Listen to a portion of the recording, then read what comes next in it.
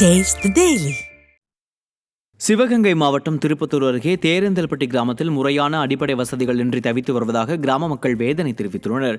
கடந்த 4.5 ஆண்டுகளாக புறக்கணிக்கப்பட்டு வந்த கிராமத்தில் முறையான சாலை வசதி, தெரு விளக்கு வசதி, பேருந்து வசதியின்றி பொதுமக்கள் அவதியடைந்து வருகின்றனர்.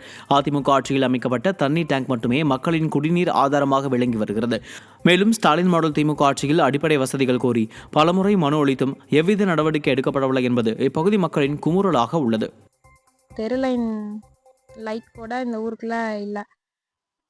அது போல் ரோடு வசதி சுத்தமாக இல்லை.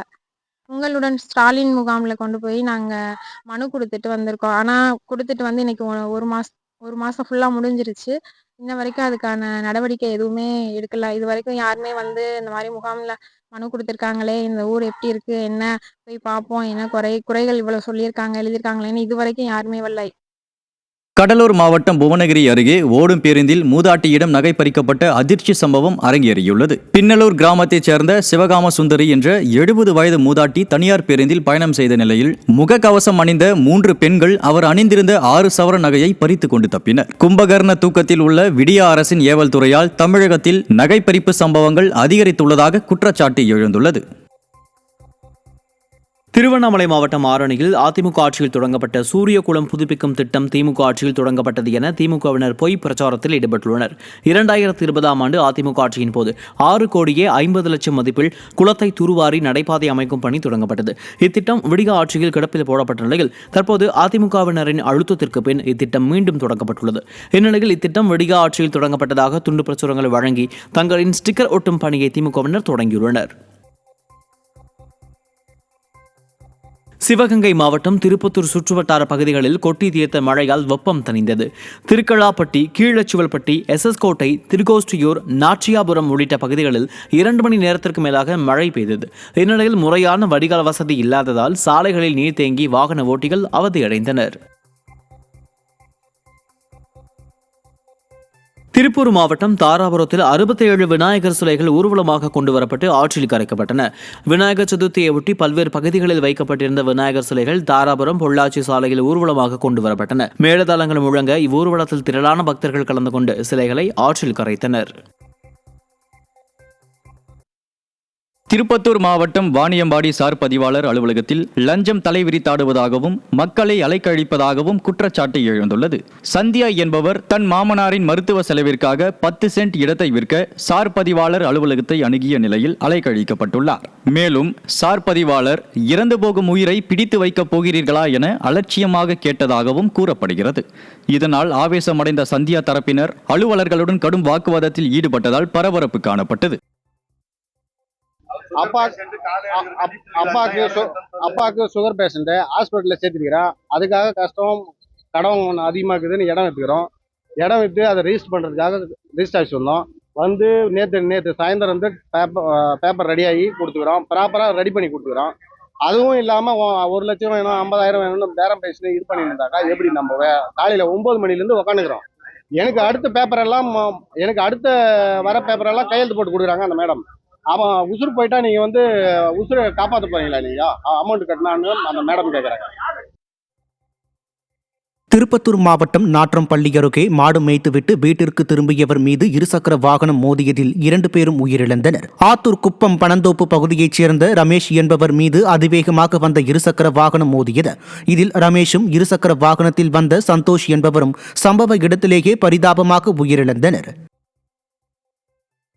விநாயகர் சதுர்த்தியையொட்டி சேலம் மாவட்டத்தின் பல்வேறு பகுதிகளில் வழிபட்ட 100க்கும் மேற்பட்ட விநாயகர் சிலைகள் மேட்டூரில் உள்ள காவேரி ஆற்றின் படித்துறையில் கரைக்கப்பட்டன. விநாயகர் சிலைகளை லாரிகள், சரக்கு வாகனங்களில் ஊர்வலமாக எடுத்து வந்த பொதுமக்கள் திப்பம்பட்டி, கூனாண்டியூர், காவேரி பாலம், தொட்டில்பட்டி உள்ளிட்ட காவேரி நீர்த்தேக்க பகுதிகளில் கரைத்தனர். காவேரி ஆற்றில் சிலைகளை கரைக்க முன்னேற்பாடுகள் செய்யப்படவில்லை என்றும் பொதுமக்கள் குற்றம் சாட்டினர். தென்காசி மாவட்டம் மேலகரம் 14வது வார்டு பகுதியில் அடிப்படை வசதிகள் செய்து தராததால் பேரூராட்சி அலுவலக வாசலில் கோரிக்கை மனுக்களை அப்பகுதி மக்கள் வைத்து சென்றனர். குடிநீர், சாலை உள்ளிட்ட அடிப்படை வசதிகளை செய்து தர கோரி பலமுறை புகார் கொடுத்தும் நடவடிக்கை எடுக்காததால் ஆத்திரமடைந்த பொதுமக்கள் பேரூராட்சி அலுவலகம் முன்பு திமுக பேரூராட்சி மன்ற தலைவர், அரசு அதிகாரிகளை கண்டித்து முழக்கங்களை எழுப்பினர். மேலும் தாங்கள் கொண்டு வந்த மனுக்களையும் அலுவலக வாசலில் வைத்துவிட்டு சென்றனர். விநாயகர் சதுர்த்தியையொட்டி கடலூர் மாவட்டத்தில் பல்வேறு பகுதிகளில் வைத்து பூஜிக்கப்பட்ட 1000க்கும் மேற்பட்ட விநாயகர் சிலைகள் தேவனாம்பட்டினம் வெள்ளி கடற்கரையில் கரைக்கப்பட்டன. கடலூர், குறிஞ்சிப்பாடி, பன்ருட்டி, விருத்தாச்சலம் மற்றும் விழுப்புரம் மாவட்டத்தின் சில பகுதிகளில் வைத்து வழிபட்ட விநாயகர் சிலைகள் ஊர்வலமாக எடுத்து வரப்பட்டு சிறப்பு பூஜைகளுக்கு பிறகு வெள்ளி கடற்கரையில் கரைக்கப்பட்டன. மாவட்ட நிர்வாகம் போதிய முன்னேற்பாடுகளை செய்யாத காரணத்தினால் பொதுமக்களை விநாயகர் சிலைகளை தூக்கிச் சென்று கடற்கரையில் கரைத்தனர். கரூர் அருகே காவிரி ஆற்றில் பட்டப்பகலில் சர்வசாதாரணமாக மணல் கொள்ளை நடப்பது அப்பகுதி மக்களிடையே அதிர்ச்சியை ஏற்படுத்தியுள்ளது. செவ்வந்திபாளையத்தை ஒட்டிய காவிரி ஆற்றில் இரவு நேரங்களில் மணல் கொள்ளை நடப்பதாக ஆட்சியர் அலுவலகம், பொதுப்பணித்துறை, வருவாய்த்துறை, காவல்துறை உள்ளிட்ட இடங்களில் புகார் அளித்தும் நடவடிக்கை எடுக்கப்படவில்லை என கூறப்படுகிறது. ஸ்டாலின் அரசின் அதிகாரிகளின் அலட்சியத்தால் தற்போது பட்ட பகலிலும் மாட்டு வண்டிகளில் மணல் கொள்ளையடிக்கப்படுவதாக மக்கள் குற்றம் சாட்டுகின்றனர்.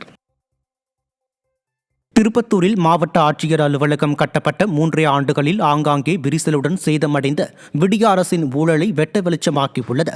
கடந்த 2022ஆம் ஆண்டு 109 கோடியே 71 லட்சத்தில் கட்டப்பட்ட ஆட்சியர் அலுவலகத்தில் பார்க்கும் இடமெல்லாம் விரிசல், கழிவறைகள் அனைத்தும் சேதமடைந்து துர்நாற்றத்துடன் காட்சியளிக்கிறது. மேலும் சுத்திகரிக்கப்பட்ட குடிநீர் தொட்டிகள் பழுதடைந்தும் காணப்படும் இந்த அலுவலகம் ஸ்டாலின் மாடலின் ஒட்டுமொத்த ஊழல் முறைகேட்டிற்கு சாட்சியாக மாறியுள்ளது. தூத்துக்குடி மாவட்டம் கோவில்பட்டி அருகே அடிப்படை வசதி செய்து தராத திமுக அரசை கண்டித்து மக்கள் சாலை மறியலில் ஈடுபட்டனர். கூசாலிப்பட்டியில் பிள்ளையார் கோவில் தெரு, மேற்கு தெரு பகுதிகளில் சாலை, வடிகால், மின்விளக்கு உள்ளிட்ட அடிப்படை வசதிகள் இல்லை என பலமுறை புகார் அளித்தும் நடவடிக்கை எடுக்காததால் ஆத்திரமடைந்த பொதுமக்கள் கோவில்பட்டி கடலையூர் சாலையில் மறியல் போராட்டத்தில் ஈடுபட்டனர். ஸ்டாலின் அரசின் அதிகாரிகள் அடிப்படை வசதிகளை கூட செய்து தராமல் மக்களை வஞ்சிப்பதாக குற்றம் சாட்டப்படுகிறது. திருப்பூர் மாவட்டம் உடுமலை காவல் நிலையத்தில் பல்வேறு வழக்குகளில் பறிமுதல் செய்யப்பட்ட வாகனங்களை விடியா திமுக அரசின் ஏவல்துறை ஏலம் விடாமலும் முறையாக பராமரிக்காமலும் நிறுத்தி வைத்து அரசுக்கு வருவாய் இழப்பை ஏற்படுத்துவதாக குற்றச்சாட்டு எழுந்துள்ளது. லஞ்சத்தில் திளைக்கும் கொள்ளை மாடல் ஸ்டாலின் அரசின் ஏவல்துறையின் அலட்சியத்திற்கு கடும் கண்டனம் எழுந்துள்ளது. விருதுநகர் மாவட்டம் உடைய சேர்வைக்காரன்பட்டி கிராமத்தில் இடிந்து விழும் நிலையில் உள்ள மேல்நிலை நீர்த்தேக்க தொட்டியால் பொதுமக்கள் அச்சமடைந்துள்ளனர். அதன் அருகே ஊராட்சி ஒன்றிய அரசு பள்ளி உள்ளதால் மாணவர்கள் அச்சத்துடனேயே பள்ளிக்கு வருகின்றனர். சேதமடைந்த குடிநீர் தொட்டியை அகற்ற கோரி பலமுறை புகார் தெரிவித்தும் விடியா ஸ்டாலின் அரசின் அலட்சியத்தால் உயிர் பயத்துடனேயே வாழ வேண்டிய நிலை ஏற்பட்டுள்ளதாகவும் கிராம மக்கள் குற்றம் சாட்டினர். எங்களுக்கு தண்ணி தொட்டி சரியில்லை, மாற்றி கொடுங்க, கொள்ள நாளாக இருக்குது. இங்கே தான் பக்கத்தில் தான் ஸ்கூல் இருக்குது, பிள்ளைய எல்லாம் இங்கே தான் விளையாடுறாங்க, கோயில் இருக்குது, பிள்ளைய பிடி பீரியடுக்கு இங்கே தான் பக்கத்தில் தான் விளையாடுறாங்க. எந்த நேரத்தில் இடிஞ்சொல்லுன்னு தெரியல, சரியில்லாமல் இருக்குது. நாங்கள் கலெக்டருக்கு மனு கொடுத்துருக்கோம், எதுவும் செய்கிறோம், எந்த நடவடிக்கையும் எடுக்கலை.